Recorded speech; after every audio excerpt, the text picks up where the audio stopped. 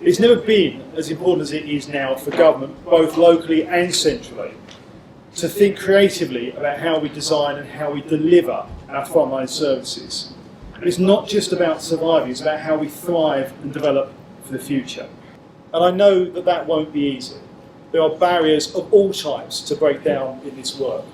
Redesigning services and embedding change is a challenge. It requires strong collaborative leadership and a very clear, determined vision. It requires persistence. But the outcome, the end result, is worth it. So I think for many councils that is to focus on what matters most to the average voter that they represent. And that means looking at our frontline services, working with others, working with whether that could be their neighbouring councils, that could be other public services in their area, or it could be the voluntary sector, or it could be working very closely with businesses who may well be better equipped at providing those services more cost effectively. It's no good just simply having the idea, you've actually got to embed it in the way that you operate day to day. And again, that's complicated because it has to change. It takes time, but in the end it has to change from being a policy initiative, a transformation initiative, to simply the way that you do things, how you operate day in, day out, automatically. And that takes a lot of movement, not only from elected members, but particularly from officers and those on the ground who are actually providing the services. Well, one of the things that's become ever clearer, I think, in recent years is that those of us who lead public services have got to move out of what has been our comfort zone, our silos, our separate departments, whether it's national government or local government, whether it's health, whether it's DWP, whether it's one council or another council, its neighbour, or it's a district, or it's a county, all those sort of, that system that's been created almost for the convenience of bureaucrats needs to absolutely change.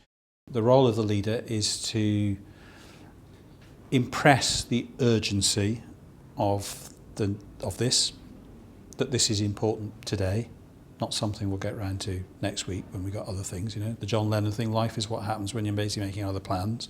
So it's urgency. I think it's having a positive vision about improvement, not retrenchment. It's about making sure that you're respectful of the various contributions that different people make, because it's the totality of the contribution that makes the difference, not individual contributions. And it's being quite rigorous. This isn't fluffy stuff. This has to have a business case. It has to have a sense that it is going to improve outcomes. And you know, in my experience is that's not always easy, but it's essential. And it's to live and breathe it. It's not to protect your own agency. It's to promote the outcome and move away from agency, organisation to outcome. I think leadership is really coming to the fore in local government at the moment. If you look at what a lot of councils have done for the last 4 years, they found lots of technical fixes, lots of efficiencies. There isn't that much more of that efficiency stuff to come. So in that kind of environment, you have to do something more transformational, and that means leadership, and it means especially political leadership. And I think the challenge for councillors is probably twofold. There are two very big, hairy, interrelated challenges here.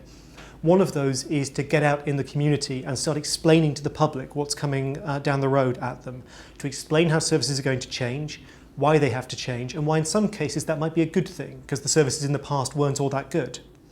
So that kind of leadership explaining role is going to be vital when you look at how much councils will have to transform themselves over the next few years. But then there's also a really big leadership challenge around collaboration with other agencies for community budgets and with other councils for economic growth, for service sharing. And that's also really hard for councillors, because traditionally their job has been to run a single organisation, to be really related to a single place.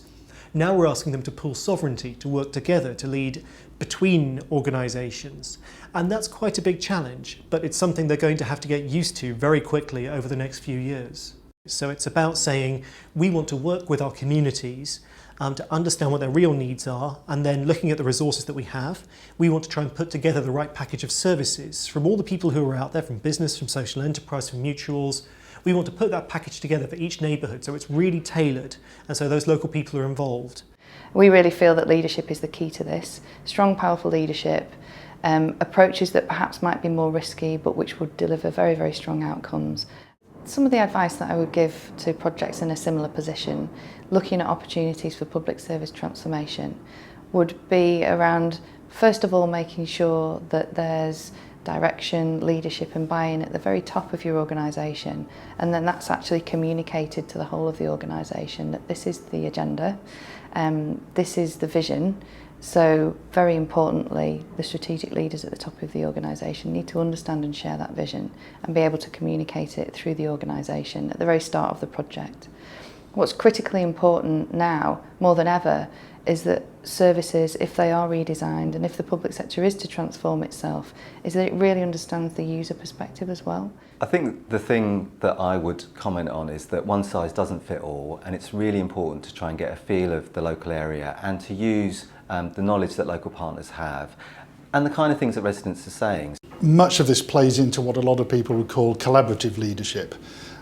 So that's pulling all the stakeholders together who have a vested interest and a stake in the wider purpose. And the very best leaders are very keenly aware of things beyond their own immediate tasks, if you like. So they're very thoughtful about how what they do links in with other people's agendas, with wider purpose, with the systemic impact of what they do and what they don't do. And I think perhaps the word and the phrase that are most helpful in thinking about this as a leader, the word is dialogue. So think about creating opportunities for dialogue rather than just communication, if you like. And the second one is exploration. So the very best leaders explore what things mean to people. So for example, if you are trying to get your colleagues bought into a vision, sort of traditional leadership is about, here's the vision and my role is to inspire you in this vision. Whereas the research is saying that the very best leaders, they take it more, they take it more from a point of view of working with the team and saying, here's the vision, what does that mean to us? How do we make sense of that? And they explore that with them. And that tends to get people thinking in a much more personal and practical way about how they can impact on that right at the front line. Lack of money is no excuse. What is absolutely essential is that elected members take the decisions that they want to transform local services. I think good leadership is evident when you see the commitment of partners around a table working together on a true sense of a shared mission to actually improve outcomes. So adapting to the challenging issues of budget reductions and increased demand requires very strong leadership at every step of the way.